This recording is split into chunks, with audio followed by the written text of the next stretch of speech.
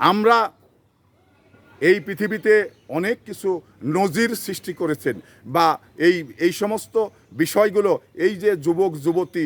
মানে ছেলেমেয়েরা যেভাবে আপনি পার্কে, যেভাবে আপনার রেস্টুরেন্টে, যেভাবে মানে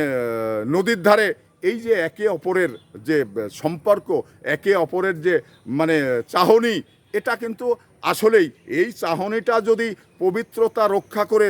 থেকে থাকে, তাহলে অবশ্যই এক সময় আপনার সঙ্গে তার যে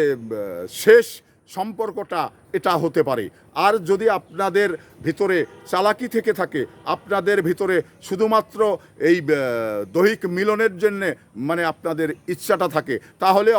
অল্প সময়ে এটা হওয়ার পরেই মানে দুটা মন দুটা জায়গায় চলে যান, দুটা মানুষ দুই দিকে চলে যান। তো এই একটি জিনিস আমি বলতে চাই যে আপনারা ভালোবাসার পবিত্রতা রক্ষা করতে হলে কখনো আপনার এই শরিয়া অনুযায়ী মানে কালেমা না হওয়ার আগ মুহূর্ত পর্যন্ত একে অপরকে